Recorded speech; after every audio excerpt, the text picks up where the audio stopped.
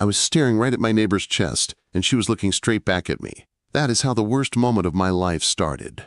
My name is Ryan Carter. I am a graphic designer, which sounds cooler than it is.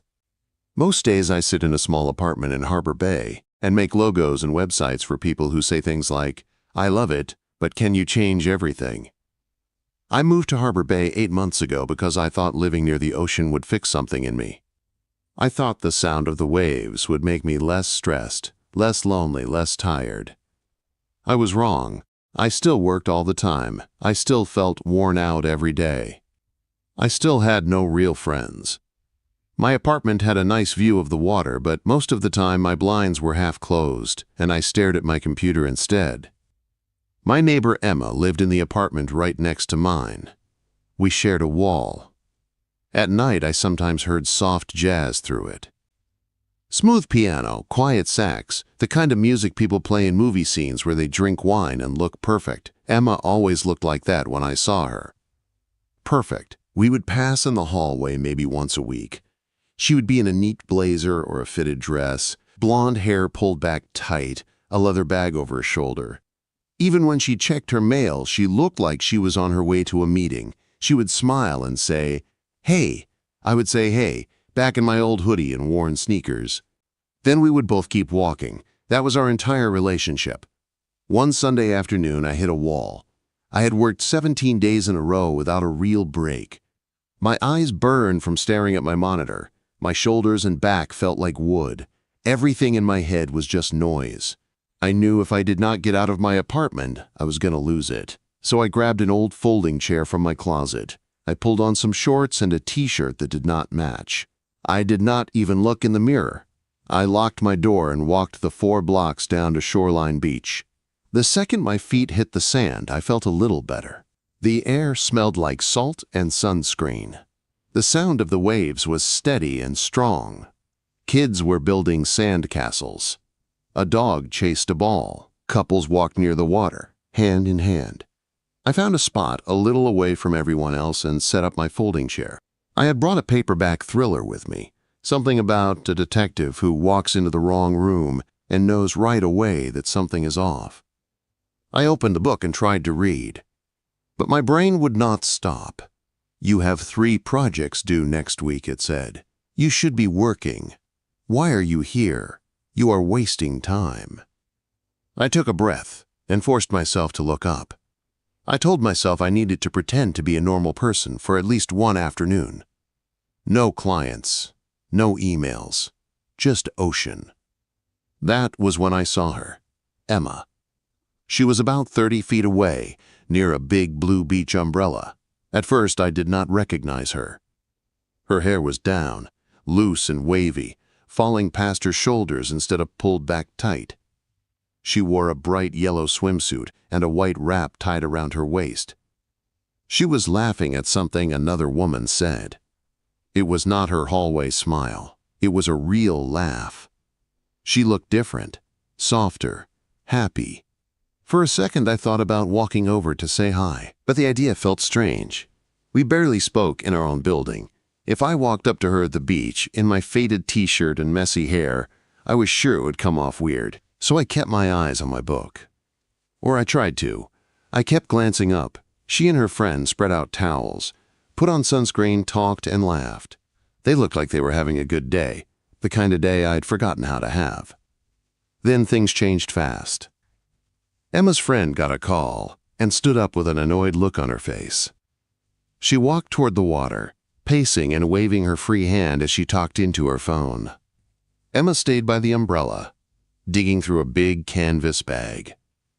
She pulled out sunglasses, a water bottle. Then she stood and reached for her white wrap.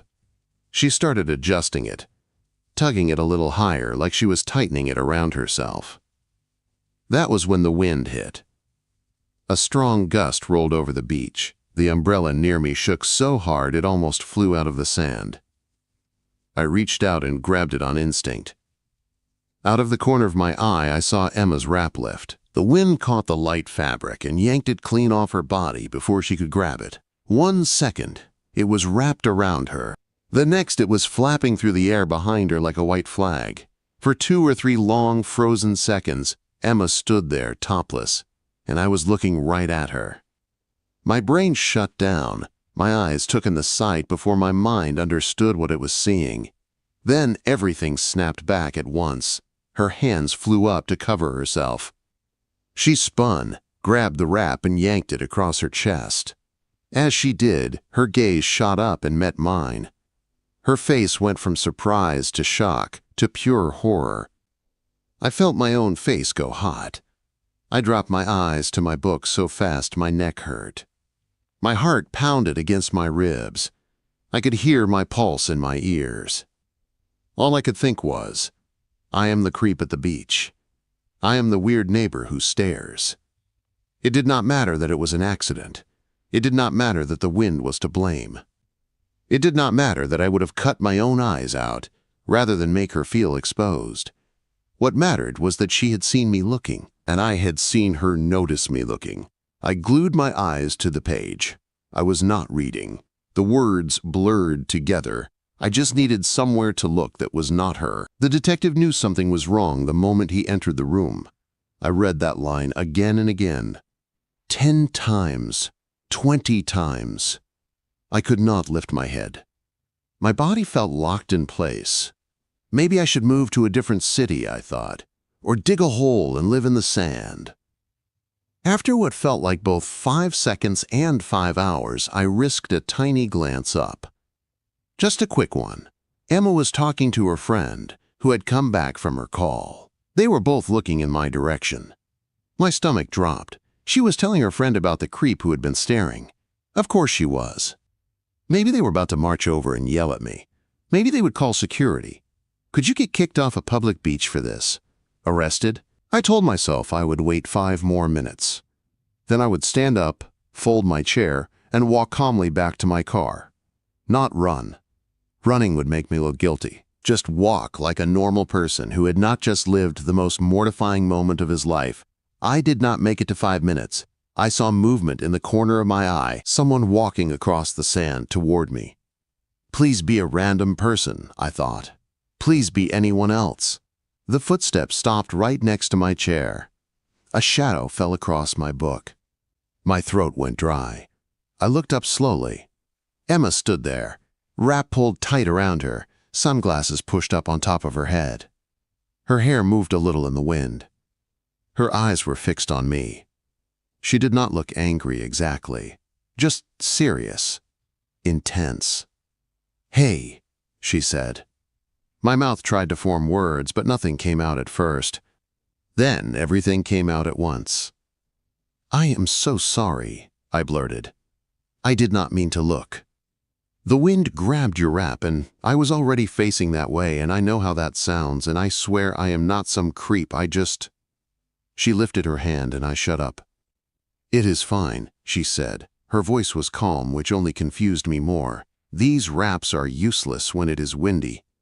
She glanced at my book, then back at me. "Can we talk for a minute?" she asked.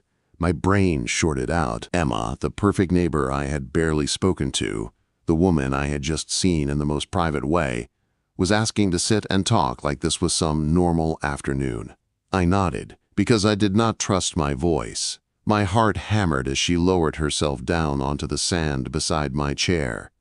I had no idea that this awful, embarrassing moment was about to change everything between us. Emma sat down on the sand next to my chair like this was completely normal, like we did this all the time. Up close, she looked different from the hallway version of herself. Her hair was a little messy from the wind. Her cheeks were pink from the sun. She looked less like some perfect businesswoman and more like an actual person. "I have been meaning to introduce myself properly," she said. "I mean, we have been neighbors for 8 months and we barely know each other." "That is kind of strange, right?" It took my brain a second to catch up. Yeah, I said. "I guess it is." Quote. She pointed toward her friend, who was pacing near the water with her phone pressed to her ear again. "My friend Melissa had to take a work call," Emma said. "I was sitting there by myself, and I saw you over here, and I thought maybe this is a sign. Maybe I should stop just saying hi in the hallway and running away." She gave a small smile. I did not plan for the universe to make such a dramatic icebreaker, though. I let out a nervous laugh. That is one way to describe it. She tilted her head, studying my face for a second. "Look," she said, "the wind caught my wrap. It happens.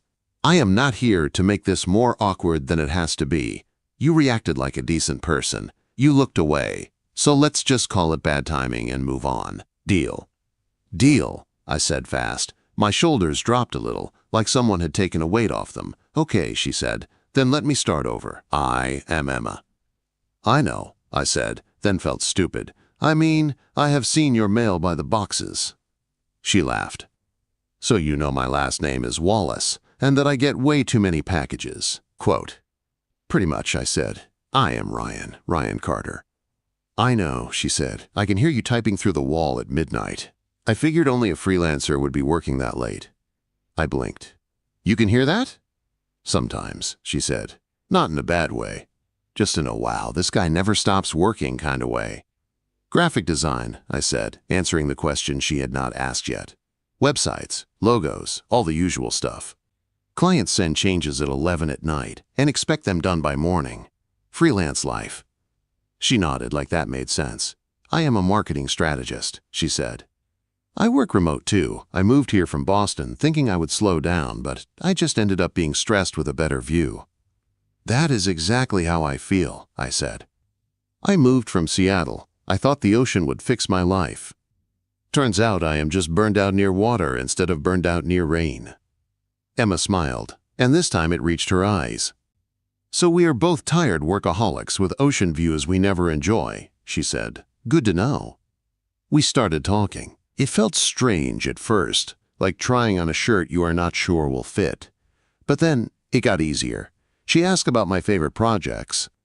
I told her about a logo I did for a small bookstore that actually loved my work. She told me about a client who wanted her to triple their sales in 2 weeks with no budget. "They do not even have a real product yet," she said. "Just an idea. They want me to sell the idea of their idea." "That is insane," I said. "Welcome to my job," she replied. I told her about the client who asked for 73 revisions on a simple design. 73, she said. "That is not a client, that is a hostage situation." We both laughed, and it surprised me how good it felt to laugh like that with someone. The whole time, part of my brain kept whispering, "You saw her. She knows you saw her." But Emma never brought it up again. She sat there with her wrap snug around her, shoulders relaxed, like we were just two neighbors catching up after years of not talking. After a while, she went quiet. Her eyes drifted out toward the water. "Can I ask you something kind of personal?" she said. My chest tightened, but I nodded. "Sure." "How do you think people find balance?" she asked. "Like really find it between work and life without feeling guilty all the time?" I thought about my apartment, my computer, the long nights of trying to meet deadlines. "Honestly," I said, "I have no idea. I am the last person who has that figured out." She gave a small laugh. "Fair, but you moved here trying to find it. That says something." "I guess," I said, "but now I am just tired in a different zip code." "At least the view is better," she said, nodding toward the ocean. We sat together for longer than I expected. The sun moved a little lower in the sky. The air cooled down. We talked about the bad coffee at the shop on Harbor Street, but how their muffins made up for it. We talked about how we both loved the sound of waves at night but rarely went outside to listen. I could not remember the last time I had talked to someone like this. No small talk, no fake interest, just honest words. Melissa finally finished her call and started walking back toward us.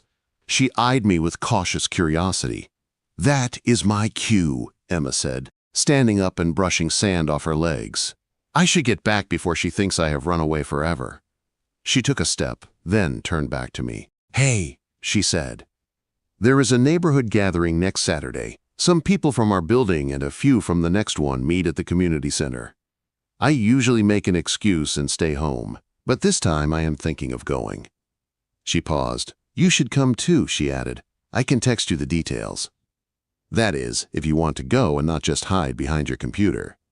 My heart jumped a little. "I would like that," I said. "But how are you going to text me?" She smiled and pulled her phone out of her bag. "Give me your number, Carter." I live next door, not in another universe. We exchanged phones and entered our numbers. She saved mine as Ryan next door. I saved hers as Emma Wall. She noticed and laughed. "Nice, very creative." "Thank you."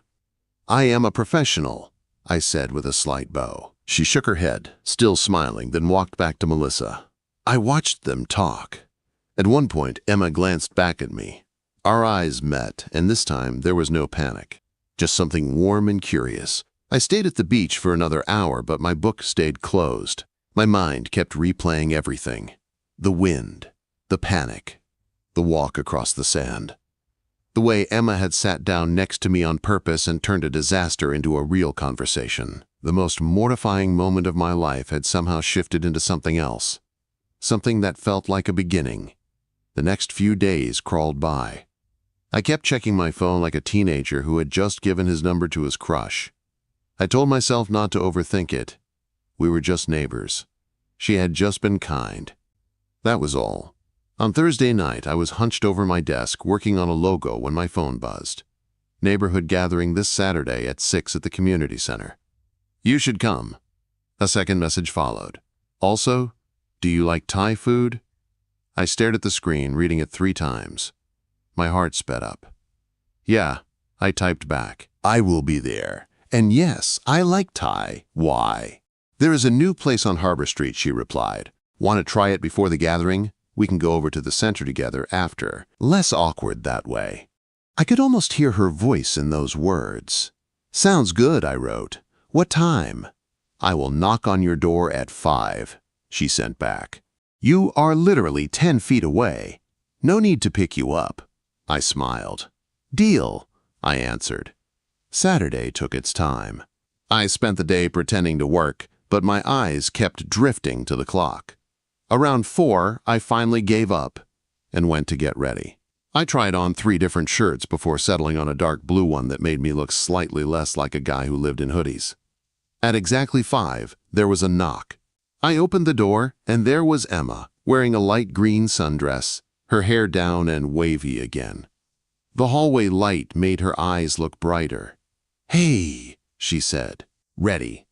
Yeah, I said, trying not to sound as nervous as I felt. We walked the 10 feet to her car together, and as I climbed into the passenger seat, it hit me that only a week ago, I had been trying to disappear into a paperback at the beach. Now I was sitting next to her on our way to dinner, and I had no idea that this simple Thai meal would pull us even closer and force both of us to admit we were running from the same thing. The Thai place on Harbor Street was small and warm, with soft lights and the smell of garlic and spices in the air. When we walked in, Emma stepped a little closer to me as we waited for a table. I could feel the heat from her arm near mine.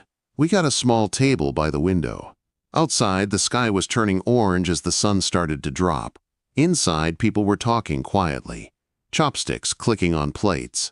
The menu is crazy, I said, scanning the long list. How are you supposed to pick one thing? We do not pick one thing, Emma said. We pick several and share. That is the only correct answer. So that is what we did. We ordered way too much. Pad Thai, green curry, fried rice, spring rolls, and some dish with basil that the server said was a favorite. When the food came, the table was full of plates and bowls, and Emma's eyes lit up. This was a good idea, I said. Of course it was, she replied. I take food very seriously. We passed dishes back and forth, trading bites and commenting on what we liked. It felt easy, comfortable. At one point, we both reached for the same plate, and her fingers brushed over mine. It was just a small touch, but it sent a warm spark up my arm. So, she said after a while, putting down her chopsticks, why do you work so much? Quote. I laughed. You are one to talk. I hear your jazz music and your keyboard going after midnight. She did a small shrug. I asked you first. I stared at my plate for a second, trying to find the real answer. Fear, I guess, I said. Fear of not being good enough. Fear of failing. Fear of going broke and having to move back in with my parents. When I am working, I feel like I am doing something about that. When I stop, all the fear catches up. Quote. She nodded like she understood that more than I knew. That makes sense, she said. For me, it is control. Work is the one thing I feel like I can control. If I do A, I get B. But life is not like that. People are not like that. So I hide in my work instead. Do you feel like it is worth it? I asked. All the stress. She was quiet for a long moment. Sometimes, she said, when a project goes right, when a client actually listens to me. But most days I feel like I am just making rich people richer while I forget how to live my own life. She looked up at me. Is that too honest for a first Thai dinner? She asked. No, I said. It is the best part of it. She smiled then, soft and real. We shared the last of the curry and joked about bad clients. She told me about a company that wanted her to make a campaign for a product that did not exist yet. I told her about a client who sent an email with the subject line, "Final changes," and then attached a list of 50 new demands. People are wild, she said, shaking her head. People are exhausting, I replied. When the check came, we argued gently about who should pay. We ended up splitting it, both of us laughing about that too. Outside, the air had cooled down. The sun was lower in the sky. We walked side by side toward the community center, our shoulders almost touching but not quite. The gathering was already busy when we arrived. The big room was full of people standing in small circles, holding paper cups and talking about weather, kids, work, and all the usual things. This is exactly why I avoid these, Emma whispered. Before I could answer, an older woman waved at us. Emma, dear, she called. Is this your friend? Yes, Mrs. Chun, Emma said. This is Ryan. He lives next door. I shook hands and got pulled into a fast stream of small talk. Mrs. Chun talked about her daughter who lived in Seattle. A man named Frank told me about fishing at 4 in the morning. A couple showed me pictures of their 3 cats. Through it all, Emma stayed close. Sometimes our hands brushed as we moved around the room. Every time it happened, I felt that same small spark. After what felt like an hour of smiling and nodding, we finally escaped out a side door onto the back patio. That was intense, I said. They all mean well, Emma said, but I am not good at that. I never know what to say. I get it, I said. I would rather have one real conversation than 50 fake ones. She glanced at me and smiled. There is a path behind the center that leads to a little park, she said. Do you want to walk? Yeah, I said. I do. We followed the narrow path behind the building. It opened up to a small grassy area with a few benches and a low fence that looked out over the ocean. The sun was setting, painting the sky with orange and pink streaks that reflected on the water. We stopped by the fence. The waves moved in slow, steady lines. Can I ask you something? Emma said, her voice softer now. Of course, I said. Why did you really move here? She asked. Not the short answer. Not just burnout. The real reason. I took a breath and leaned my arms on the fence. I did not like who I was becoming, I said. Back in Seattle, I was working all the time. I measured my worth by how many projects I finished and how many emails I answered.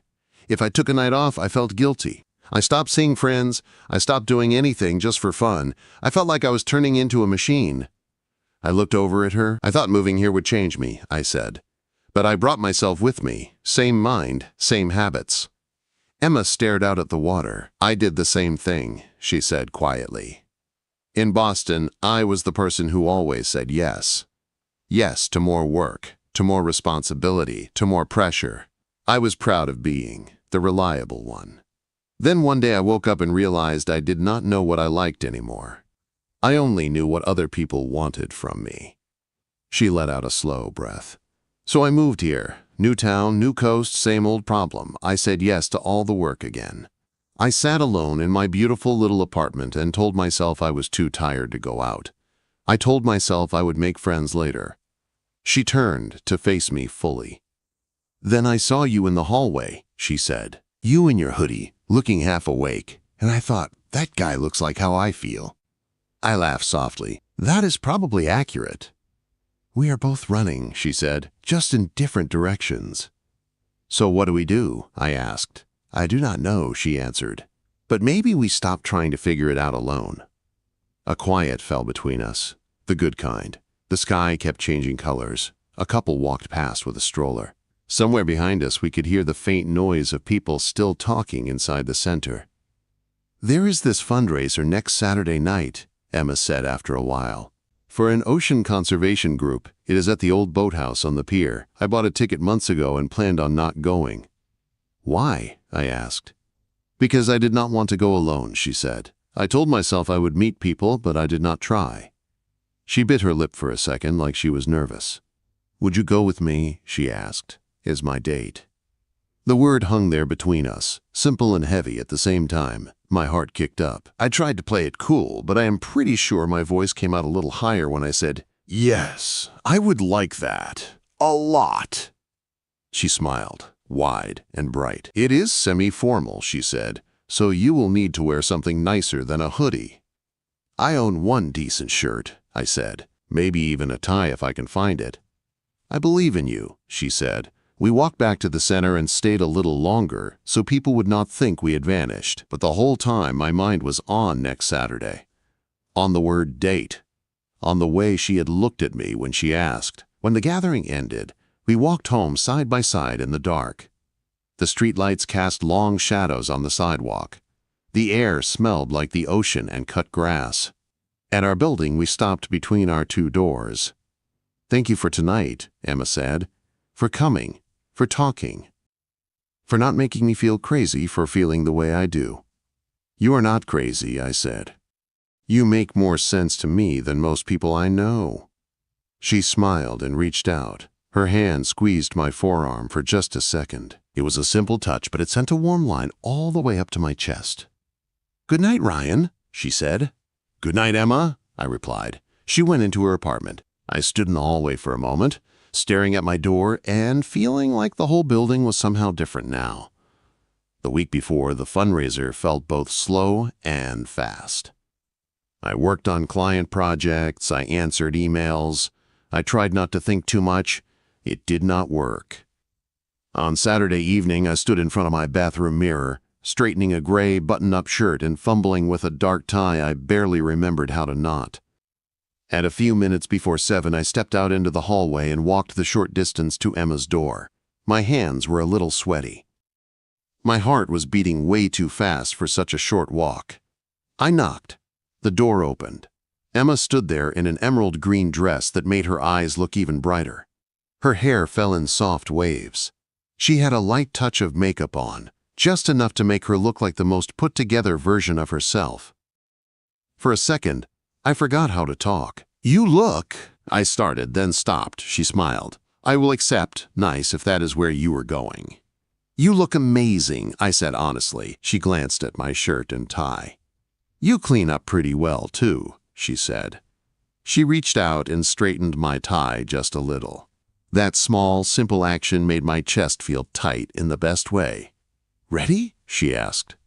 "Yeah," I said. "I am ready." We walked out to her car and drove toward the pier, the lights of Harbor Bay reflecting on the dark water. Up ahead, the old boathouse glowed with strings of white lights. As we parked and stepped out into the cool night air, I had no idea that inside that building, with the sound of the ocean hitting the pier below us, everything between us was about to change again. The old boathouse on the pier looked like something from a movie. White string lights hung across the ceiling. Round tables with white cloths were set up around the room. Big windows showed the dark ocean just beyond the glass. I could hear waves hitting the pier under us, steady and strong. Emma walked beside me, her hand brushing mine as we moved through the crowd. Every time her fingers touched my skin, my heart jumped. She knew a few people and introduced me. "This is Ryan," she said more than once. "My neighbor. He is a graphic designer." We shook hands, made small talk, smiled. It was easier here than it had been at the community center. Maybe it was the music, or the soft lights, or the way Emma kept staying close. After a while, a small band started playing. People moved toward the open space in the middle of the room. "Want to dance?" Emma asked. "I am terrible at dancing," I warned her. "Good thing I am not grading you," she said. She held out her hand. I took it. On the dance floor, I was stiff at first. I worried about where to put my hands and how not to step on her feet. Emma laughed quietly and slid closer, placing one hand on my shoulder and the other in my hand. "Just sway," she said. "That is all we have to do." So we did. Her head rested lightly against my shoulder. The music flowed around us. The rest of the room faded. I could feel her breath against my neck. My chest felt tight and full at the same time. "I am really glad you are here with me," she said softly. "There is nowhere else I would want to be," I answered, and I meant every word. We danced for a few songs, moving slowly, talking in bits and pieces. She told me about a summer job she had in college, working at an ice cream shop. I told her about the time a client paid me in cash that smelled like perfume for some reason. Eventually, Emma pulled back a little. "I need some air," she said. "Do you want to go outside for a minute?" "Yeah," I said. "I do." We walked through a side door onto the wooden deck that wrapped around the boathouse. Out here it was quieter. The night air was cool against my warm face. The ocean stretched out below us, dark and endless, the waves glowing faintly where the pier lights hit the foam. Emma leaned on the railing, looking out at the water. "It is beautiful," she said. "Yeah," I said, but I was looking at her. After a moment, she turned toward me. "Can I tell you something?" she asked. "Anything," I said. "That day at the beach," she started, then paused. "When the wind grabbed my wrap and you saw me, I was so embarrassed I wanted to disappear." My stomach sank. I opened my mouth to apologize again, but she shook her head. "Let me finish," she said. I closed my mouth. "I was not just embarrassed because you looked," she said. "I was embarrassed because part of me wanted to be noticed. Not like that. Not in that way. But I had felt invisible for so long. To clients, to coworkers, sometimes even to myself." She held my gaze. "I had been watching you too, you know," she added, "in the hallway, carrying grocery bags. Unlocking your door in that same old hoodie. You always looked tired, in the same way I felt. I kept thinking I should say more than hi. Sigh, ask how you are. But I never did. I just hid in my own head." She took a slow breath. "When that happened at the beach, it forced us to stop pretending we were strangers," she said. "It was awful and awkward, but it also pushed me to walk over to you, to actually talk, and I am weirdly grateful for that." My chest loosened. "It did not sound crazy," I said quietly, "because I have been wanting to talk to you too. I just thought you were too put together to ever look twice at someone like me." She huffed out a soft laugh. "I am not nearly as put together as I look," she said. "You know that now." I took a small step closer. My hand moved on its own, reaching up to tuck a loose strand of hair behind her ear. "Emma," I said, "I know we have only really known each other for a few weeks, but being with you feels different. You are the first person in a long time who makes me feel like I do not have to pretend everything is fine when it is not." Her eyes shone in the dim light. "You have become the best part of my day," I added. "Every day." Her voice was quiet when she answered. "You have become that for me too," she said, "and it scares me. I do not want to mess this up. I do not want to fall back into old habits and push you away when I get stressed." "Then let's not," I said. I swallowed and forced myself to say the thing I always avoided saying. "Let's promise to be honest. If we are scared, we say it. If we are tired, we say it. If work starts taking over again, we call each other out. We do not shut down. We talk." Emma nodded slowly. "I can try to do that," she said. "I want to do that." There was a beat of silence. The waves hit the supports under the deck. Somewhere inside, people clapped at the end of a song. I took a breath. "Can I kiss you?" I asked. She smiled, small and bright. "Yes," she said. So I did. The kiss was soft and careful at first. Her lips warm against mine. My hands found her waist. She leaned closer. The world felt like it narrowed down to the two of us on that old wooden deck over the ocean. When we pulled apart, Emma rested her forehead against mine. "That was worth waiting for," she whispered. We stayed outside for a long time, talking in that deep way people talk when they are finally being fully honest. Emma told me she had been thinking about changing her work. Maybe taking fewer big clients and focusing on smaller businesses. Maybe teaching online instead of chasing every contract. I want to help people who actually care, not just pad numbers on some report, she said. I told her about my quiet dream of building websites and designs for schools, shelters, and small nonprofits, places that needed help but could never pay big agency rates. Why have you never tried? She asked. Fear, I said simply. Same old thing. She looked at me like she was seeing the answer clearly. What if we tried together? She asked. Your design, my marketing. We could build something that actually matters and still pays the bills. Not tomorrow, not next week, but maybe soon. You would want to work with me? I asked, surprised. I already like talking to you all day, she said. Might as well make it official. We drove home that night with the windows cracked a little, letting in the sea air. Halfway back, Emma reached over and laced her fingers through mine. I squeezed her hand. Thank you for being patient with me, she said.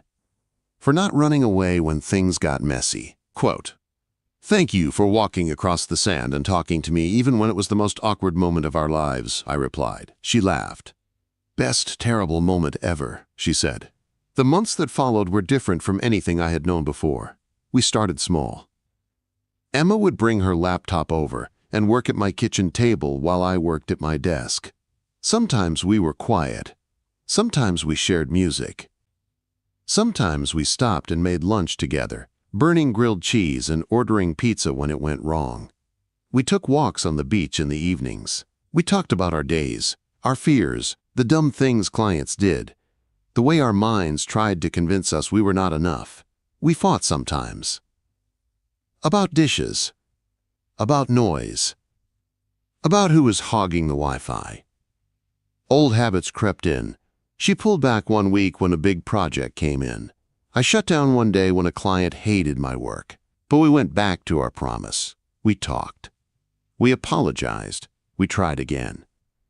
Little by little, the pain of our old lives loosened its grip. About 3 months later, on a quiet morning, I woke up to find a note slid under my door in Emma's neat handwriting. Meet me at the pier at sunrise. Bring coffee. I smiled as I read it. I grabbed 2 coffees from the shop on the corner and walked down to the water. The sky was just starting to lighten when I got there. The ocean was gray and soft, the horizon edged with pink. Emma stood near the railing, hands in the pockets of her jacket, hair pulled back from the wind. Hey, I said, handing her a cup. Thank you, she said. She took a sip and let out a happy sigh. Okay. This is perfect. What are we doing up so early? I asked, leaning next to her against the rail. I have been thinking, she said, about that idea we talked about. Helping smaller groups, building a business that fits the life we actually want. My heart picked up. I want to do it, she said. Not someday, now. I want to start building something with you, something that helps people and lets us live without burning out. She turned to face me fully.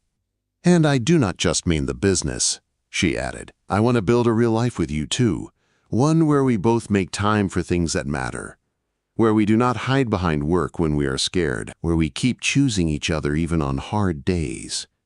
The early light made her eyes look clearer, almost golden. What do you think? She asked. I set my coffee down on the rail and took both her hands in mine. I think I have never wanted anything more, I said. The sun started to rise, turning the water gold, and the edges of the clouds bright. The wind whipped around us, but I felt steady. Standing there with Emma, I realized something important. If that awful, embarrassing accident at the beach had never happened, we might still be 2 tired people saying hi in the hallway and going back to our lonely lives. Instead, that moment tore away the safe distance we kept. It pushed us into each other's worlds. It forced us to see and be seen.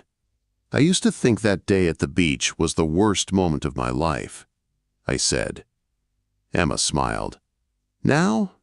She asked. Now I think it was the strange, messy start of the best thing that ever happened to me, I said. She squeezed my hands and stepped closer. Same, she whispered. And as the waves rolled in and the sun rose higher over Harbor Bay, I kissed her again, knowing that this time, Nothing about it was an accident. We were here on purpose, together, ready to face the messy, beautiful work of building a life, one honest day at a time.